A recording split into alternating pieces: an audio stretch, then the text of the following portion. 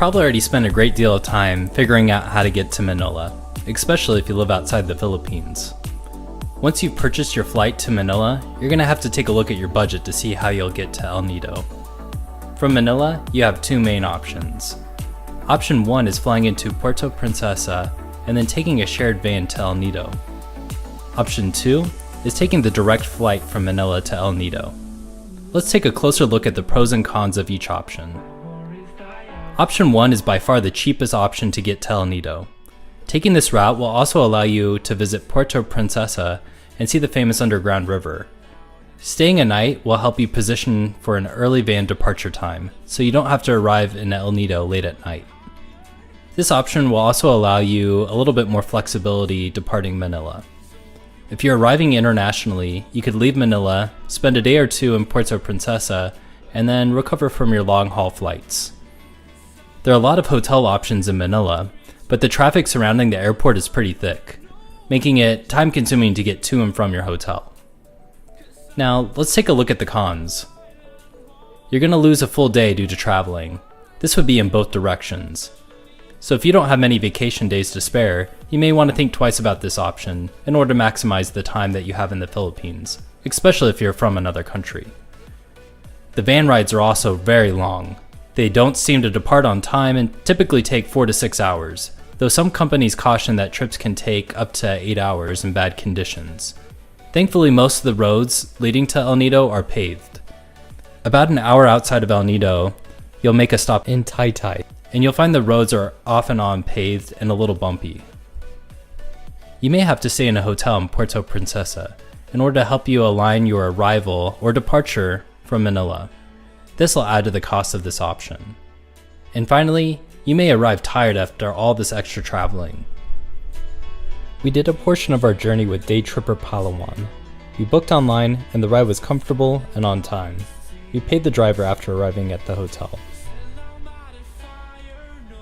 Now, let's take a look at option 2, the direct flight. The major positive of this option is that it's quick. If you can align your international flight and provide a 2 to 3 hour layover, you can probably depart Manila for El Nido the same day. Overall, flying direct is a great experience. The airline provides a lounge for their flyers with snacks and drinks. Everyone on the flight seems to be excited. Upon landing, you'll be picked up in a stylish jeepney, and a welcome song will be played by locals at the arrivals terminal. You get to maximize your time in the country. You're saving 1 to 2 days of travel using this option. You can also easily add on a flight to Cebu before or after your time in El Nido, as AirSWIFT offers direct flights to Cebu and Manila from El Nido. The major negative is cost, which I'll go over later in this video. You will also face a limited number of flights departing each day. If it is a peak travel period, flights may sell out, or the more convenient times may be more expensive. You are also limited on the weight of your luggage, depending on your ticket type. If you aren't traveling with heavy bags, this won't be an issue, but if you're bringing heavy bags from your international flight, the airline will charge you for the extra weight. Once you arrive in El Nido, you will have to go to the trouble of booking a ride ahead of time. There aren't that many trikes waiting at the airport for passengers. If you have 2 or more people with you, you will either need multiple trikes or a private van.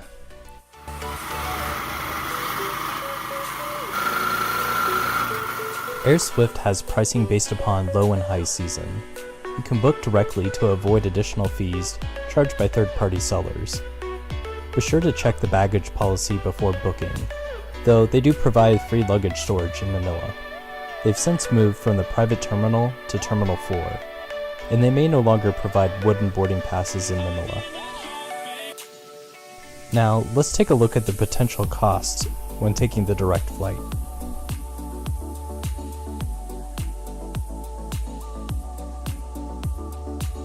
This is the minimum base price for the flight plus terminal fee. Now, let's compare that to taking a flight to Puerto Princesa and then taking the van to El Nido.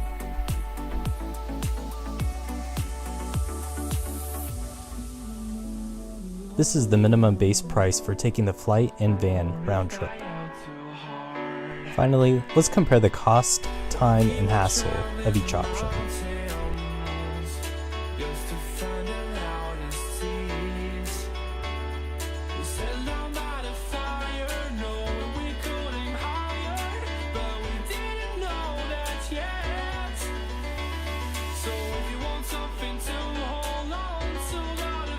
Thanks for watching. Feel free to ask any questions or provide advice in the comments section below. Feel free to share your experience taking the direct flight or shared van option.